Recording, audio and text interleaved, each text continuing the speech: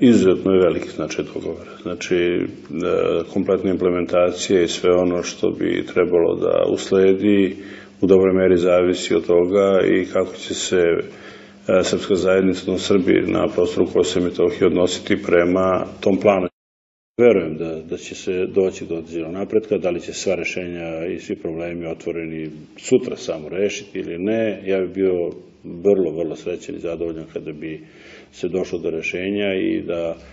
se okrenemo svi zajedno posle toga implementaciji i traženjem najboljih rešenja. Ovako mi ćemo se ubiti tražeći najbolja rešenja, ali ako ona ne budu prihvatljiva i Srbi ih ne prepoznaju kao rešenja koja su najbolja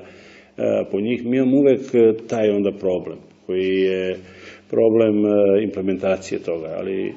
ja kažem, verujem u to, verujem u prvo i jedan odnos poverenja koji mora da se potvrdi time i prema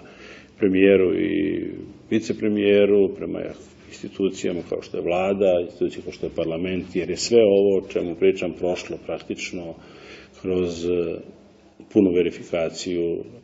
svih institucija i u Srbiji ove stvari se ne mogu ni raditi van institucija. Preozbiljne su sa dalekosežnim posledicama i one stvarno, kogod bi preuzeo odgovornost da to rešava na bilo koji drugi način, doveo bi sebe u jednu vrlo neprijatnu situaciju.